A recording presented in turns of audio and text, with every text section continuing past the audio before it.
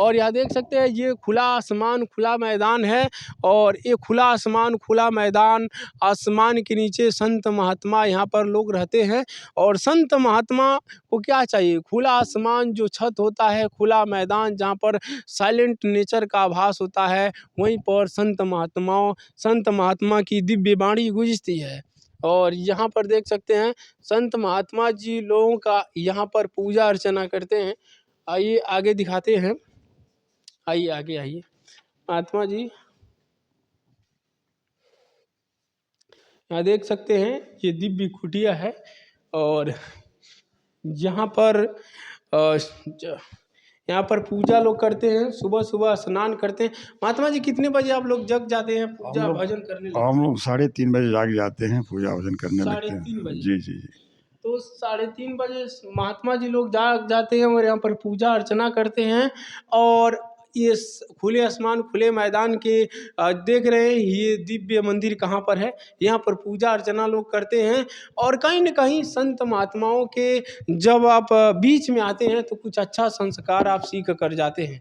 विज्ञान में विलीन होते जा रहे हैं, बच्चा गर्भ से ही विलीन में होता जा रहा है। टीवी दिखाओ, रंगीन दिखाओ, यह करो वह करो, इसलिए सब जो है जरा ठीक नहीं दिखाई देता है। अच्छा, जो माताएं हैं जो अभी गर्भ धारण करती हैं, टीवी देखती हैं, उसका असर कहीं न कहीं आने वाले बच्चे पर भी पड़ता है? हाँ बिल्कुल पड़ता है, सही पड़ता है। अगर यह मान्य है, यह सत्य है कि अभिमन्यु को माता के पेट में ही विद्या पा गए थे, 6 फाटक हाल तोड़ने की विद्या, तो ये भी सत्य है। प्रहलाद जी को ज्ञान माता के पेट में हुआ था, तो ये भी सत्य है। तो इसलिए चाहिए कि वैसे माताओं को धर्म की बात सत्संग में जाना चाहिए, न कि रंगीन टीवी देखना चाहिए और न कि अश्लीलता देखना चाहिए टीवियों पर। जय हिंद साथियों, इस वक्त हम हैं गोरखपुर जिला के ग्राम सभा तेवना हरैया में। यानी इस समय तेवना में है, महाराज जी की कुटिया है। और इस समय सन 2025 का महाकुंभ आ रहा है, जो कुंभ 12 वर्षों में एक बार लगता है और दक्षिण में 6 सालों में एक बार लगता है। तो यहाँ पर संत महात्माओं के चरणों की छत्र छाया में हम इस वक्त आए हैं। टीवी 24 आपको दिखाएगी महाकुंभ की क्या इम्पोर्टेंस है और महाकुंभ किस तरीके से लोगों के जीवन में परिवर्तन लाता है और महाकुंभ की क्या मायने हैं, हम महाराज जी से जानेंगे। तो सबसे पहले महाराज जी, आप टीवी 24 हिंदी में आपका स्वागत है। शुभ नाम आप? महामंडल से सूर्यनाथ दास त्यागी। सूर्यनाथ दास त्यागी जी संत महात्मा हैं। और गोरखपुर के अंतर्गत हमारे कचरांचल के जितने भी गांव हैं, काफ़ी फेमस चारा है, सभी लोग जानते हैं महात्मा जी को। हमेशा जग या कोई भी ऐसा रहता है वहाँ पर हमेशा उपस्थित रहते हैं महात्मा जी। तो महात्मा जी सबसे पहले बताइए, महाकुंभ सन 2024 की जो तैयारियाँ हो रही हैं, तैयारियाँ किस तरीके से हो रही हैं और महाकुंभ कब से स्टार्ट हो रहा है, कब से प्रारंभ हो रहा है, इसके बारे महाकुंभ की तैयारी बहुत अच्छा हो रहा है, में? तैयारी में कोई कमी नहीं है, बहुत अच्छी व्यवस्था है सरकार की। और 13 तारीख से महाकुंभ का मेला प्रारंभ हो जाएगा और पहला स्नान शाही का होगा आपको खिचड़ी 15 जनवरी को, और दूसरा शाही उठेगी 29 जनवरी को, तीसरा शाही बसंत पंचमी 3 फरवरी को, और 13 की पूर्णिमा नहा करके महाकुंभ के समापन की ओर चला जाएगा। कितने तारीख को? 13 तारीख को, 13 फरवरी को 13 फरवरी को मतलब कुंभ हाँ समाप्ति की तरफ चला जाएगा। वैसे मेला तो महाशिवरात्रि तक लगा रहता है, महाशिवरात्रि, हाँ शिवरात्रि तक लगा रहता है। सरकार की व्यवस्था ठीक चल रही है, प्रभु की कृपा है। हम लोगों को चाहिए कि सनातन धर्म से जुड़ जाएं, अर्थात अपने सनातन परंपराओं का सम्मान करें। आजकल हम लोग सम्मान में थोड़ा अपमान हो रहे हैं, नवयुवक मंगल दो जरा दूसरे तरफ चले जा रहे हैं। अध्यात्म से जुड़ना, अध्यात्म ही आपका कल्याण करेगा, अर्थात यही मेरा कहना है। और कुंभ का ऐसा त्यौहार है कि कहाँ कहाँ के लोग, देवता लोग भी आते हैं और आकर के कुंभ का आनंद दे करके और चले जाते हैं अपने। जल में कुंभ, कुंभ में जल है, बाहर भीतर पानी, फूटा कुंभ जल जल में मिल गए, ये सब वक़्त कहानी, ये सब कहाँ कहाँ से देवता लोग आते हैं, कहाँ कहाँ से महात्मा लोग आते हैं। यूँ ही समापन होता है, त्यों ही अपने अपने स्वस्थान को समापन हो जाते हैं। मान के चलिए कुंभ बड़ा अच्छा है, ये बिल्कुल। हमारे सनातन धर्म का धरोहर है। हम सबों को चाहिए इस धरोहर को अपने समय समय से जगाते रहें, जागते रहें, और जब तक आध्यात्मिक में जागेंगे नहीं तब जगाने का क्या हाल है। जब तक हम परंपरा को समझेंगे नहीं तो हमारा पतन होगा। अपना सनातन धर्मियों को, अपने पूर्वजों की परंपराओं का सम्मान करें, उसमें ही मेरा सम्मान है। जय श्री राम। चंद संत महात्माओं की बारी अटपट होती है, झटपट समझ में आती नहीं, लेकिन जिसके एक बार समझ में आ गई, जीवन का काया पलट गया, यानी जीवन की नैया पार हो गई। समझिए, संत महात्मा वही हैं जो भारत की सनातन संस्कृति की परिकाष्ठा को आज भी लेकर के आगे बढ़ रहे हैं।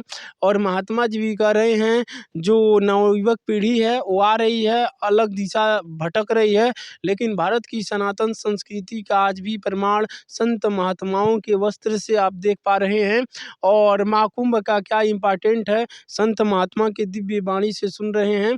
और सनातन संस्कृति शुरू से संत महात्माओं के इर्द गिर्द घूमी है, और आज भी संत महात्मा देखने के लिए मिल रहे हैं। और भारत की जो धार्मिक कल्चर है, धार्मिक वैल्यू है, संत महात्माओं की ही जिम्मेदारी है उसे आगे लेकर के चलना और लोगों को बताना।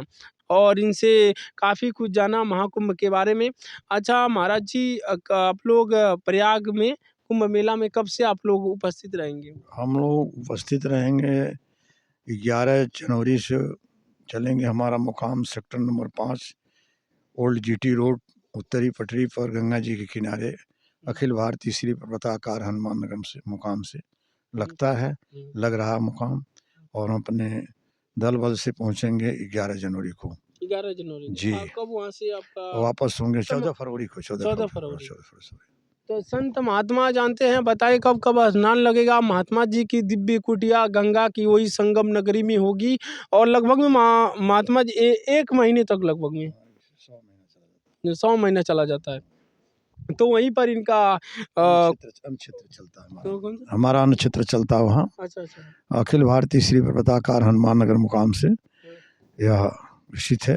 स्थान गोरखपुर तेवना हरिया, इस मुकाम से लगता है।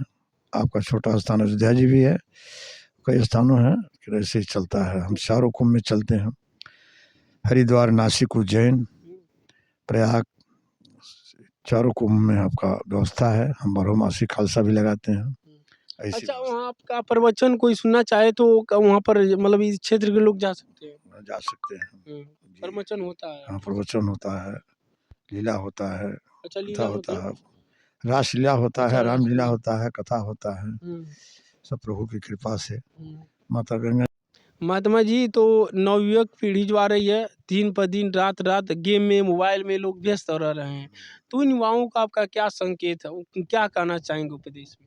उपदेश में यही हम कहना चाहेंगे, पहले मूल सृष्टि का यह नियम है, जब हम माताओं के गर्भाधान में जाते हैं तो हम माताओं को चाहिए सत्संग सुनना, क्योंकि यह हमारा शास्त्र वेद पुराण कहता है कि शिक्षा तो बच्चे को गर्भ में भी दिया जा सकता है। अगर का शिक्षा दिया हुआ, मान जैसे अभिमन्यु को हुआ, प्रहलाद को हुआ, ध्रुव जी को हुआ, परीक्षित को हुआ, इन लोगों को माँ के उदर में ही ज्ञान मिला, और उसे जब प्रभु की कृपा हो गई तो प्रभु ही जो है उसे समझा बुझा करके लाए। तो कहने मतलब सत्संग की कमी है। सत्संग, अगर वैसा सत्संग हो, माताओं को उस दिशा में ले जाए, उनको सत्संग सुनाया जाए और धर्म की बात सुनाया जाए, तो आने वाली पीढ़ी हमारी जो है, क्योंकि विज्ञान का ज़माना है, सब मालूम एकदम विज्ञान में विलीन होते जा रहे हैं। बच्चा गर्भ से ही विलीन में होता जा रहा है।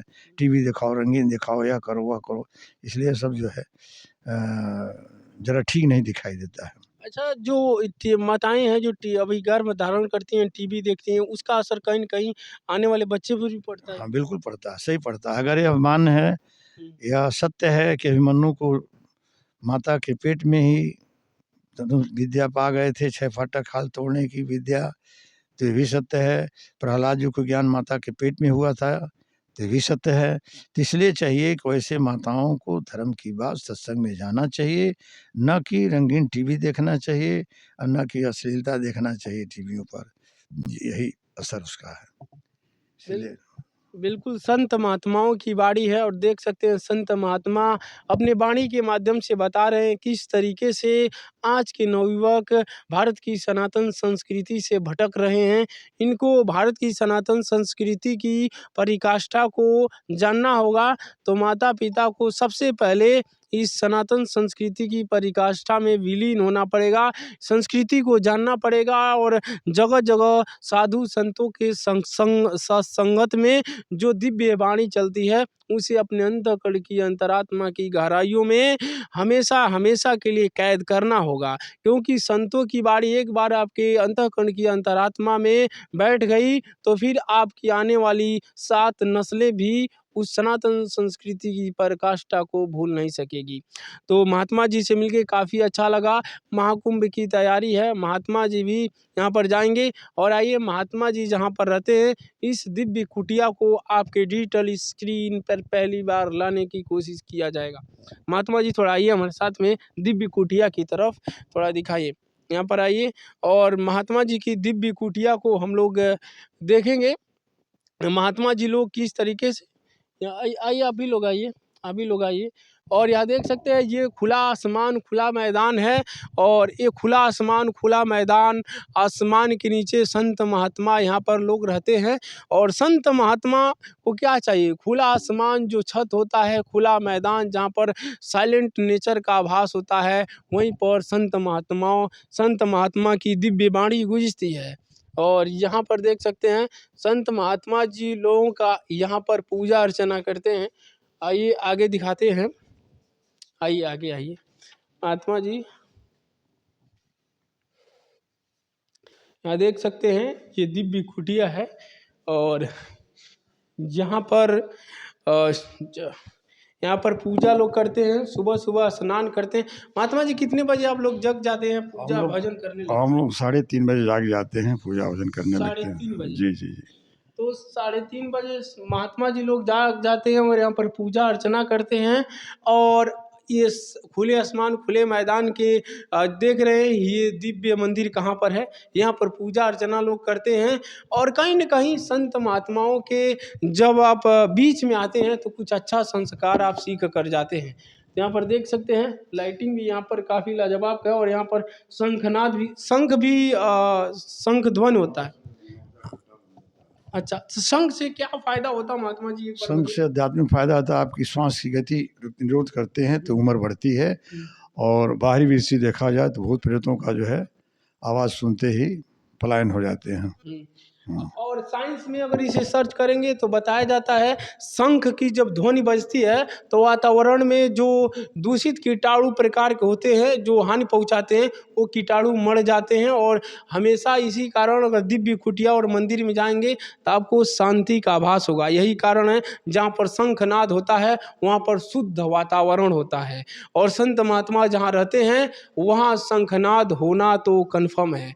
तो जरूर संत महात्माओं के दिव्य वाणी को सुनिए, उनकी चरणों की छत्र छाया में रहिए। भारत की सनातन संस्कृति को आगे ले जाने के लिए आप हमेशा 7x24 our ready to farm में हमेशा तैनात रहिए, क्योंकि संत महात्मा जिस भेष में दिख रहे हैं ये काफ़ी तप है, समर्पण है। भारत की सनातन संस्कृति को अपना जीवन पूरा न्यौछावर कर देना ये भारत की सनातन संस्कृति की महत्वता को बताती है। महात्मा जी आप जीवन के किस अवस्था से आप महात्मा मतलब बने, कैसे मन में विचार आया? मन में विचार यही सत्संग से आया, सत्संग में जाकर उसके बाद सत्संग से सब मिलते गया, उसके बाद धीरे धीरे त्याग वृत्ति आ गई। कुछ दिन अयोध्या जी रहे। अच्छा, अयोध्या जी होते हुए भारत के कई जगहों पर धार्मिक स्थान पर जाते हैं, उसके बाद ये वैराग्य का आपके आ गया? वैराग्य अंदर आया, प्रभु की कृपा हुई। कुछ धरा हुआ था, कुछ धरोहर था, कुछ धरा गया, ऐसा हुआ। कुछ सत्संग मिला। महात्मा जी आपकी जो जटाएं हैं काफी पुरानी लग रही है, कितने मतलब सालों से ये? बहुत बाल अवस्था की है ना जटा, बाल अवस्था की। अब तो झरने लगा, बुढ़ापा आ गया ही तो, लेकिन बाल अवस्था की आज भी यहाँ पर देखी जाती है। महात्मा जी के वो आप देख सकते हैं जटाओं पर ध्यान दीजिए। ये आजकल के जो बच्चे हैं महिलाएं छोटा सा होता है तो एक दिन नहीं रह पाती, ये महात्मा जी की तप और तप का ही यहाँ पर कमाल है। जटाओं को देख कर क्या अंदाजा लगा सकते हैं। तो आप साधु संतों के सत्संगत में हमेशा आएँ और हमेशा साधु संतों की जो प्रवचन होता है सुनने का प्रयास करें, जीवन में उतारें और भारत की सनातन संस्कृति के आन मान शान को आकाश की बुलंदियों तक पहुंचाने के लिए हमेशा एक हो जाएं। इसी के साथ जय हिंद।